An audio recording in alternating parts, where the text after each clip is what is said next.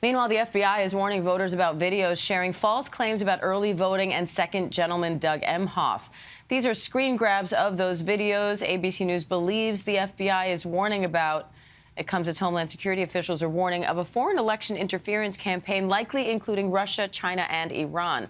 Let's bring in Veronica Degraffenreid from the Brennan Center's Election and Government Program for more. Veronica, how concerning are these false videos and these warnings over foreign election interference?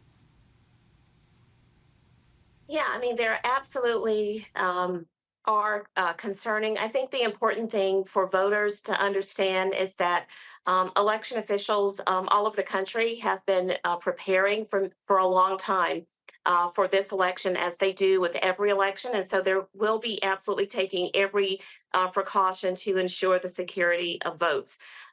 Voters should not be discouraged, those who have not yet participated in the election and who have waited until election day to cast their ballot. So at this point, election day is tomorrow. Voters who have not participated should absolutely do that and understand that the election is secure, and we're going to push back. Those of us who fight for our democracy on any misinformation and disinformation, as well as relying on our law enforcement partners to ensure that our elections are secure. Now, election officials across the country are preparing for a wave of misinformation on Election Day. So what should voters know if they hear reports of fraud or election interference? Yeah, absolutely. We believe that they should go to a trusted source, and that would be their local election official or their state election official. Go to the website. Maybe, sometimes if you can get through, it's really busy right now making phone calls, but it's so important to trust election officials to get the correct information.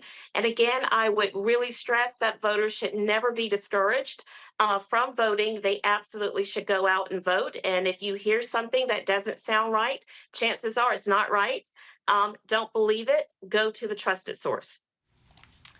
After Hurricane Helene, there were some concerns that the damage and recovery from the storm could affect voting in the battleground state of North Carolina. But data shows the counties hit hardest are actually outpacing early voting in other parts of the state. How significant is that?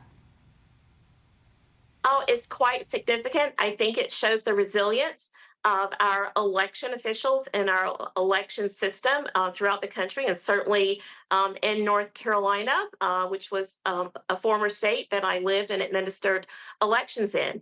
I have spoken with some of those election directors in Western North Carolina, and what they're saying is that their voters are strong.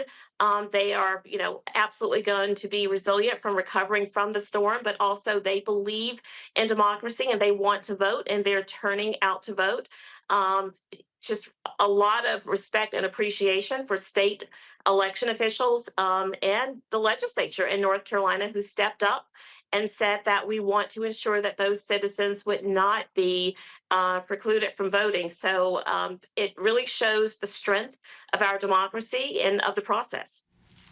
All right, Veronica Degraffenreid, we appreciate your time today from the Brennan Center. Thank you, Veronica. Thank you.